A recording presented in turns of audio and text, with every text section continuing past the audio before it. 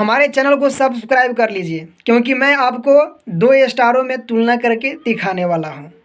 अब होगी खेसारी लाल यादव और पवन सिंह के गानों में तुलना।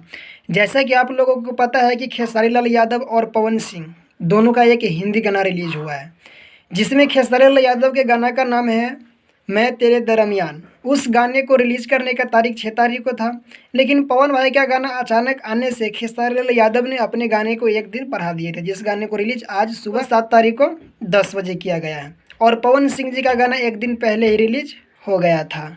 अब यहाँ से हम जानेंगे कि खेसारी लाल यादव और पवन सिंह किसके गाने पर अधिक व्यूज और लाइक कमेंट आए हैं। गाना जो ट्रेंडिंग में है वह किसका गाना ट्रेंडिंग में पहुंचा है, सबसे पहले किसका और कितने कम समय में पहुंचा। इन दोनों गाने के बारे में मैं आप लोगों को एक एक वीडियो बना करके और अलग अलग से समझाऊंगा।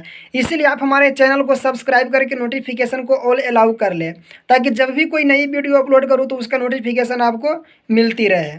तो यहीं से शुरू करते हैं ट्रेंडिंग स्टार खेसारी लाल यादव और पावर स्टार पवन सिंह जी का।